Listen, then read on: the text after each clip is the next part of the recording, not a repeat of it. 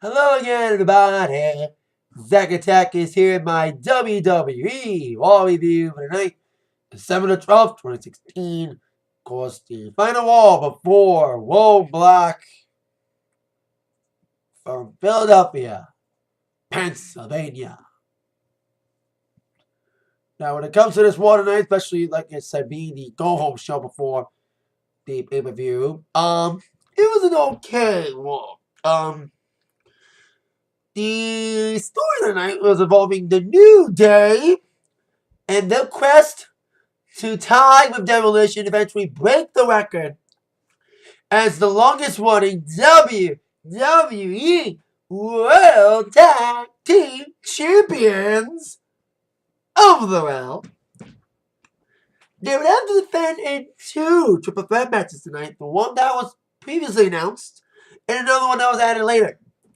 In between those triple threat matches, we had a couple of squashes, a tease of Sami Zayn being trained in SmackDown, and oh yeah, spoiler alert, no Emmalina tonight. So I'll go get to the Emmalina elephant. I did watch Raw last week. I didn't make a review because I was at a casino, but I have seen the Emmalina teasing. I mean, not too happy about the character change. I wanted to stick with Eva Emma, but we waited to see what this Emmalina was going to be like. They were going to set the debut tonight. They said she was going to debut tonight, and unfortunately, she didn't. They said she's premiering soon. It's going to be like what happened to Eva Marie and also Brodus Clay. Air promotions like crazy, and then delay their promotion, delay the debuts until nobody cares anymore. There's even an Eva Marie joke later in the show. But there's a lot of speculation about why Emma's return/debut was delayed. There's a little quiet rumor going on that she got injured again.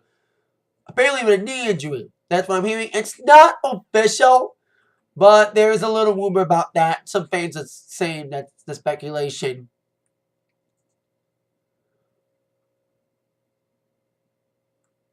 Another reason, the crowd was kind of dead tonight in Philly. Okay, crowd. They died by the main event. I heard they taped 205 live before Raw. That means it won't be live tomorrow from SmackDown. They're taping Tribute to the Troops instead. Another reason, they may want to save it for Roadblock. So a lot of speculation about why Emma did not return/debut tonight. Hopefully she'll finally debut by Roadblock. Maybe that's what's happening. Or if she's injured, we'll see. But stop teasing us, WWE, with this whole Emmalina return thing. Like when you did with Brodus Clay. This is the ultimate bait and switch. Yeah, that's right. WWE bait and switch this tonight.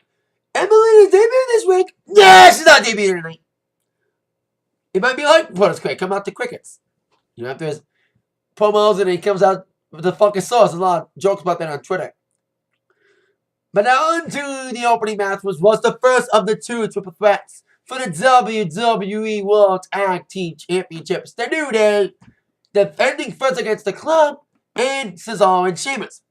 Fun triple threat. The other two teams got to look good in the match. Cesaro and Sheamus. Still the odd couple team, but still trying to get along. I think they're trying to. They had some great double team efforts. And Cesaro looked great in the middle of the match with great offensive train, with led to the swing. And even the Club looked pretty good in the matchup as well when they had a chance to shine. Great double teaming attempt at the Magic Killer. So both challenges looked pretty good. This matchup, but Cesaro was looking good, doing the big up train, leading to the swing, and the sharpshooter at one point. Big E would break up the sharpshooter after he and Kofi were dunking out a little bit in the matchup. And that was a great counter. Big E was doing a belly-to-belly, and then Cesaro turned to a hook, and one of that was cool. And then they did a double team on Anderson. Now, Kofi Tag didn't call Anderson, which the camera didn't even mention the shot. And nobody knew it. Nobody knew Kofi tagged in. So Anderson was the legal guy, but Sheamus and Cesaro, who was attacking him, didn't know Kofi tagged in. So they did a double team. And then Kofi, who unbeknownst to everyone was legal, gave him a 12-man paradise in the 1-2-3 victory for the New Day, keeping their titles and thinking they were going to be officially home free to tie Demolition and on to break their record. But they had a celebration party and sprayed champagne, popped the champagne, spilled it, sprayed it all over Stephanie, which forced her hand into another match, with Owens and Jericho getting a shot against the New Day, which would become another triple threat with the addition of Rollins and Reigns, which is stemmed from a Rollins Report segment. I'll get to that in a moment. I'll do that now, actually. Rollins came out later in the evening interviewing Owens as part of the Rollins Report. Owens was on the Titantron. He said Stephanie granted him a match with him and Jericho. Now, he and Jericho have been a little bit on the rocks lately. The best friend we thought was a joke. They broke up a couple weeks ago. It is apparently not a joke, because Jericho and Owens had a little argument. It led towards a match between Reigns and Jericho last week, which Jericho lost with a little interference from Kevin Owens. But apparently they were going to kiss and make up and double team on Rollins until Reigns came in. Thus the triple threat for later on. Now on to Braun Strowman. The squash against Curtis Axel. Man, Axel had a great hometown promo a couple weeks ago in Minnesota. Too bad he couldn't capitalize on that. Just basically squashed by Strowman. Strowman's again challenging Sami Zayn. Now, Sami Zayn wanted Strowman, and Mick Foley wouldn't let him, forcing Sami to be really upset about it. Sami's like, I want Strowman. In creative terms, they won't give me anybody else. They have to bury me with this guy. That's the real reason Sami's wrestling Strowman. But they are trying to bring some passion into him and feuding with Foley. That's kind of interesting with the feud with Foley. Saying that if Foley wouldn't put him in a match against Strowman, it was going to be heads for Foley. And Sami's like, if you won't give me Strowman Foley, trade me to SmackDown.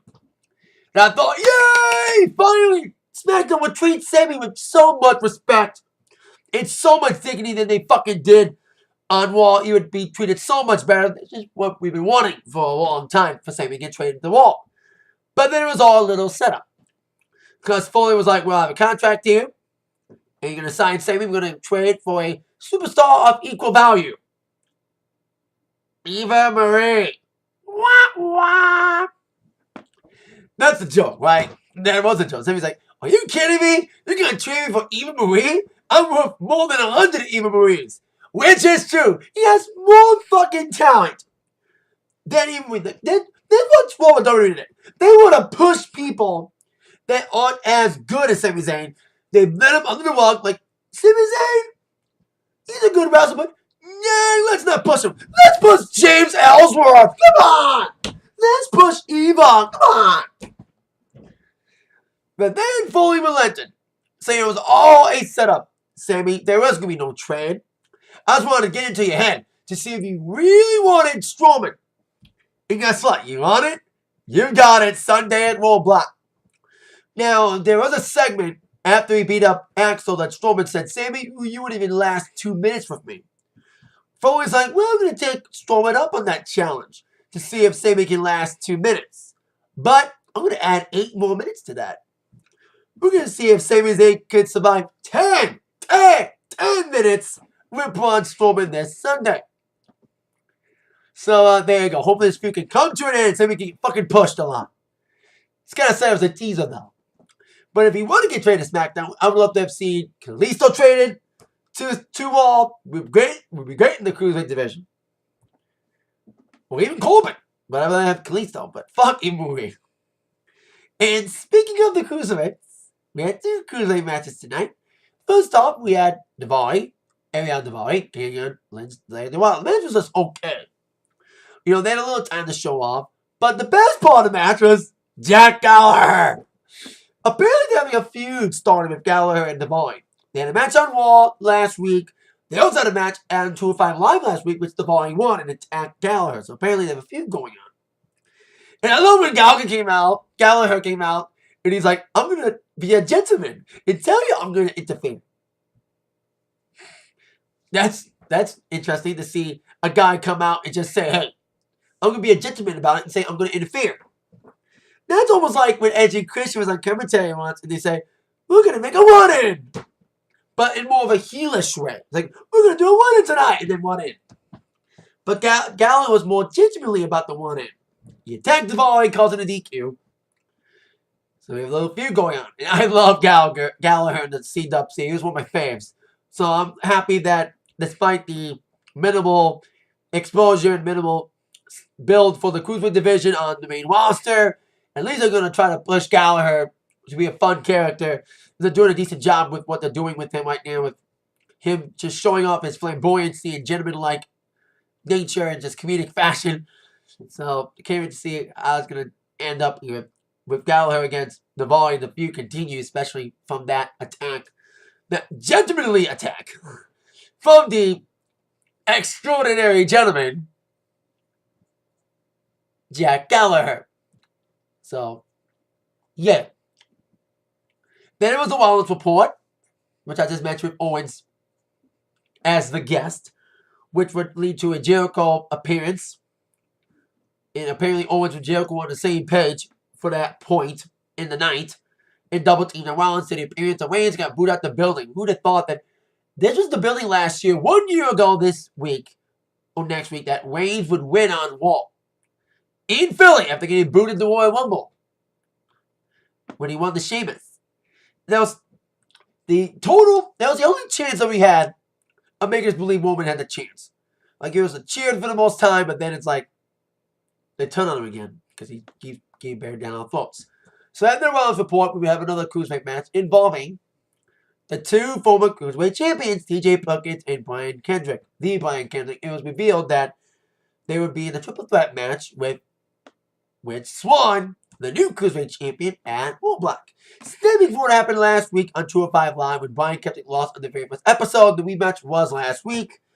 And TJ Perkins was at ringside. He kind of got involved in the finish of the match, distracting Kendrick to give Swan the victory. Then a post-match beatdown would lead to this triple threat being signed for this Sunday.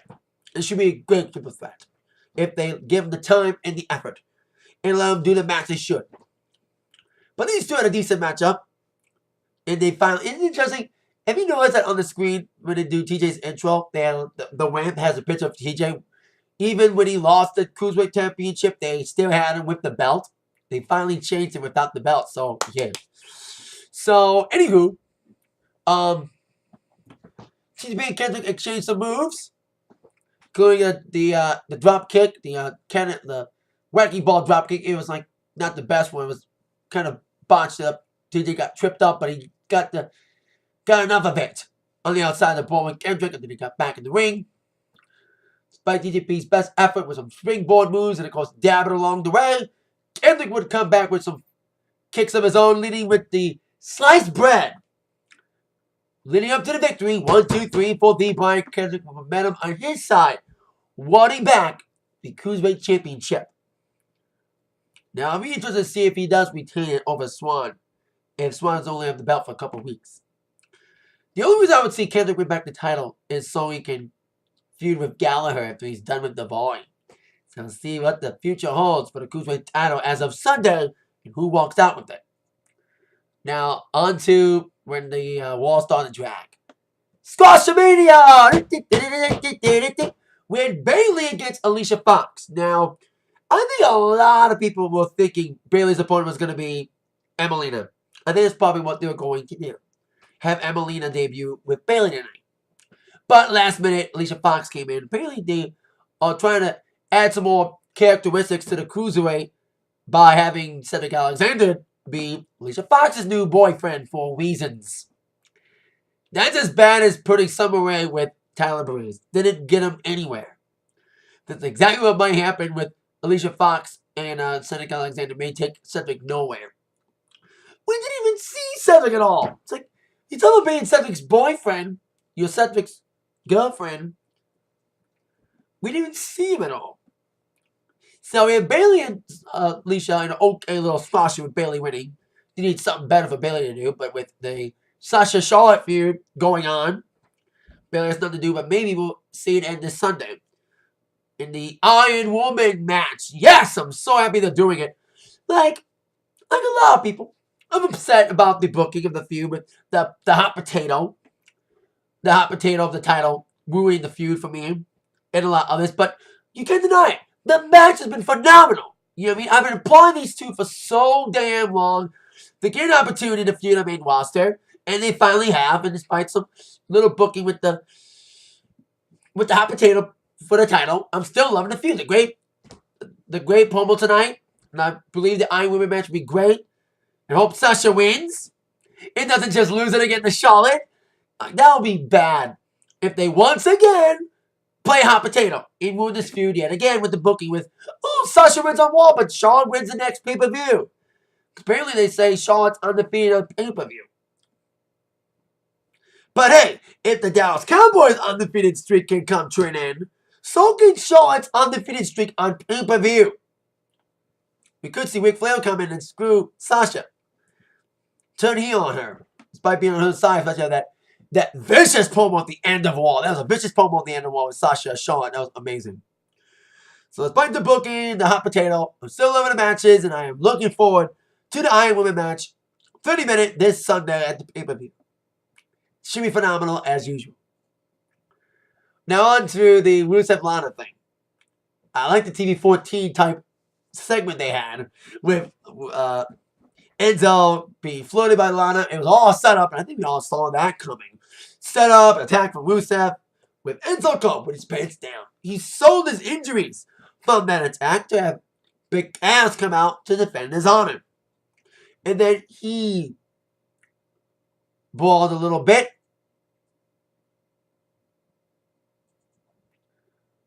They brawled a little bit, then Rusev went away. The match is on between Big Cass and Rusev on the pre-show, the kickoff show as they call it, of Roadblock this Sunday. It's interesting. Roadblock turned from a one-off special that happened early this March on the network in Toronto, and that got its own full-blown pay-per-view. So it's kind of interesting. Because Roadblock, the special was not that bad. Even though the only thing that could have been done with is that Ambrose would have beaten Triple H. In a great main event, though, Roadblock. Of that certain. So, there you go. And then, after that, we would have Sami Zayn in the squasher with Jinder Mahal. Man, Jinder Mahal, we haven't seen this actually. He may get fired next year. I mean, they're firing people like crazy. They let go. Apparently, Lita left. She's not in the pre-show anymore. Jerry King Lawler got let go for the pre-shows, but he's still going to be in the company. He's still contracted. I mean, he may sign a talent contract in January, but we don't know. So they could fire people. It might be Mahal could be next. It's interesting to do the firing these people because of the fees and all that and cost. I think Jinder should be fired. His comeback was kind of interesting, but then it just became another jobber. Especially for Sami. And that's when Foley came out to explain, hey, the whole trade thing was a setup just for you to get motivated.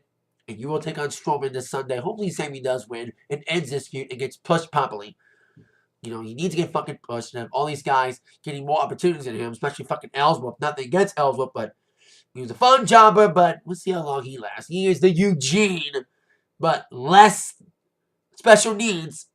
I'll say it properly, not retarded, because I have special needs too. So Eugene was a special needs character, getting pushed. And Ellsworth's less special needs, but he just doesn't deserve a push. He needs to get pushed up the top rope. But Sami Zayn needs a bigger push than Ellsworth's getting on SmackDown. Ellsworth is supposed to be challenging AJ for the WWE Champion. Yeah, they're going back to naming the WWE title the WWE Championship, dropping the word from it, just going back to the title being the WWE Championship. Ellsworth's supposed to get the shot tomorrow night on SmackDown as long as AJ's injury from TLC is healed properly. They bait and switched that last week. Hopefully don't bait and switch again. Like they did tonight with Emmalina's debut. They bait and switched us on that. She ever gonna debut or what? Like I said, she's like the Brodus Clay, the Eva Marie, and Kurt Hawkins. Speaking of people who should get fired, he get fired too. Scary didn't get over, and he needs to get fired back.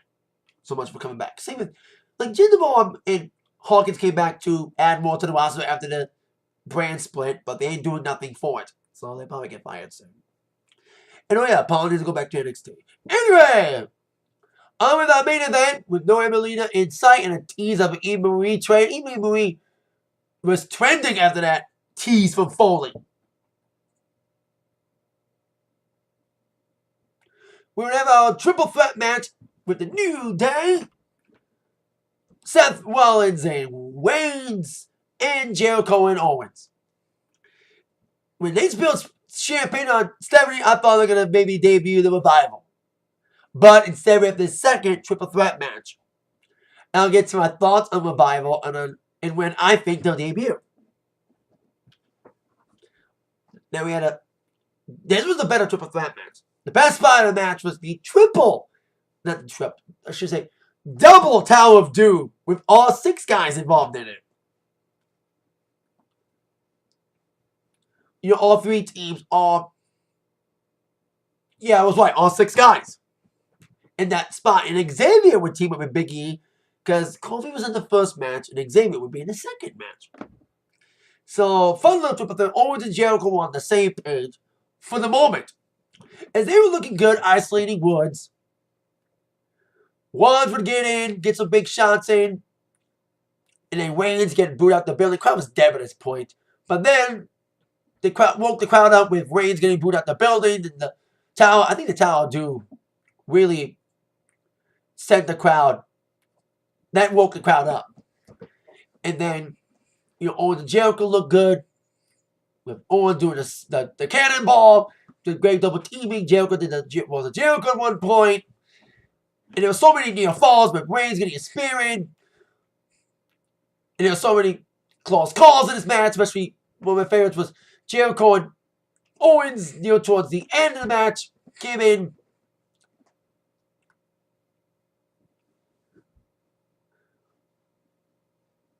And after Woods did a springboard elbow halfway across the ring, he got in the finish of Jericho and Owens, the double team, pop-up, cold breaker bomb. And then as Jericho had Woods pinned,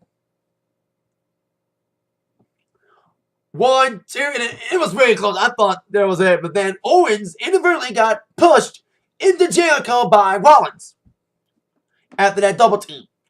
And then we thought they were getting along again. But then they got into each other's faces again. They were pushing and shoving, and Jericho was not happy about Owens breaking up the count. And Owens was trying to explain to Jericho, hey, I did not meant to push you. Inadvertently, Rollins pushed me into you. But Jericho didn't believe him, then walked into a pedigree from Seth Rollins. And with Xavier still out from the pop-up cold breaker, he had enough strength, though, from that to roll his shoulder across Jericho's chest and pin 1, 2, 3, the New Day. Another longest reigning WWE. Yeah, here's the shirt. Oh, I actually put it on. Now. So I can celebrate, you know, there being 2 triple threat matches tonight, in the beginning of the show and the end of the show. The only good parts of the show, after it became Squashapalooza. The New Day.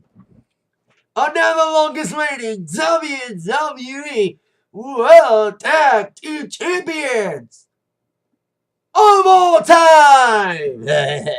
Not just of the world, but of all time. Because after today, they'll tie with Demolition, and of course by Sunday they're officially breaking. Now I like Demolition, they kind of an LOD whip-off, but I like Demolition. More importantly, Axe and Smash. Not the watered-down version when Crush got added in 1990. I'm talking about the original Demolition, the original 2, Axe and Smash. They were just an ass-kicking machine. Yes, like I said, LOD whip up with makeup, but they were still a strong team. And all things are meant to be broken. You know, if Dallas Cowboys' undefeated streak can end, the winning streak can end, not undefeated streak, but the winning streak can end by a team who likes breaking streaks, especially breaking undefeated streaks, especially from the Pats, the Giants. We can see the record being broken for Demolition. Now, yeah, I know a lot of people would love to see New Day lose it at one point. Because, they were so great in the early goings of the reign when they were fun heels. And then, like, a lot of people got sick of them. But even if you're sick of them, you can't deny it. New Day, from when they debuted, and they sucked when they debuted. And then all of a sudden, they embraced being heels and became one of the funnest things about the company. The only good thing that got us through most of 2015 was these guys in the great comedy sketches. Like, I like them better as heels. They're decent faces. But still, they deserve this honor. So congrats to New Day for officially becoming the longest reigning WWE Raw Tag Team Champions of all time. Now, we thought after this match, I thought we were going to see the Revival debut and beat them down. That's what I thought. But that's not what we saw. We saw Owens and Jericho arguing again. Arguing about the ending. About Owens screwing Jericho. Apparently the best friends are officially done for good now. And when Jericho left, Wayne's got back in the ring and speared Kevin Owens, holding up not just his U.S. Championship belt, but also Owens' Universal title. An image we do not want to see on Sunday. Wayne's walking out with both titles. Now, there's a lot of people that want Owens to lose on Sunday because Wayne's is over. He's like the new John Cena. They want a reaction. Doesn't matter if it's boos or cheers. Owens' opponent at Roadblock Sunday is getting a reaction. So it kind of makes sense on some people's point to make Owens lose on Sunday over Wayne, especially the way they're booking Owens as a coward champion, kind of like what they did with Rollins last year, with him not winning without interference, with Jericho involved in a lot of the matches. But now with Jericho apparently done with Owens, that could signal Owens could finally win on his own. And hopefully he'll win on his own against Reigns. Because we do not want Reigns as a double champion. We had Rollins be a double champion last year. So we do not want, of all people to be double champion, fuck it being Reigns. So that's how we ended Raw with Reigns spearing Owens after Jericho walked down on him. Apparently, the friendship is officially done.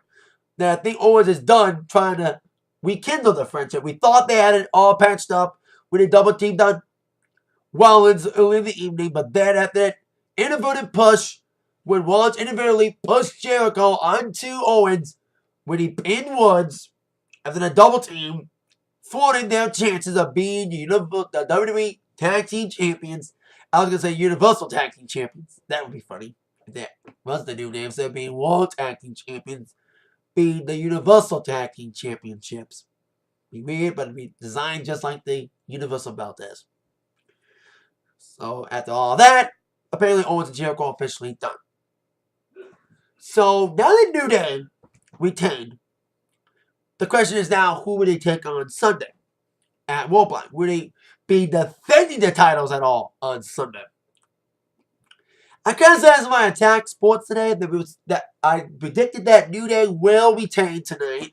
They will break the record, but then lose on Sunday.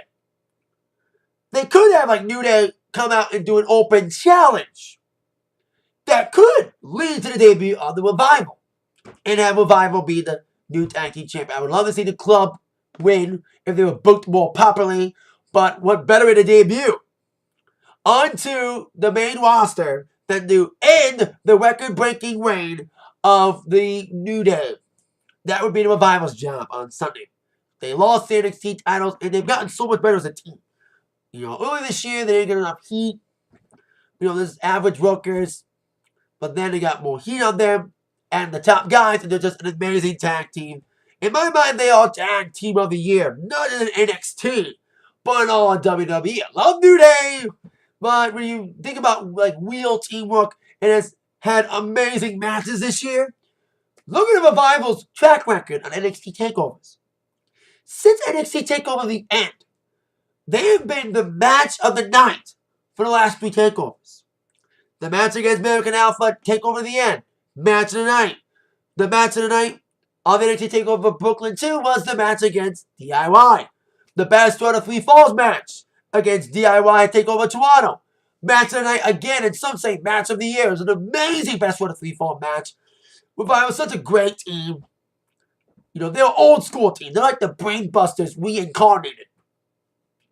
That's like their carbon copies is of the Brain Busters. Just no flips, just fists. That's what the t-shirt says. And they emphasize that a lot in their matches. So I'd love to see Revival debut on Sunday and end the way to New Day. That's what will probably happen. But we shall see. But now, the New Day can now officially celebrate. As I'm making this review, it's almost midnight. So by the time this video comes up, they will officially tie Demolition. So there you go. And that's it for my Raw review tonight. Thank you so much for watching. And I'll see you on Sunday for my Roadblock review. The final WWE pay-per-view review of 2016. With that in mind, you've all been attacked by the review from Zach. See you later, everybody. Bye-bye.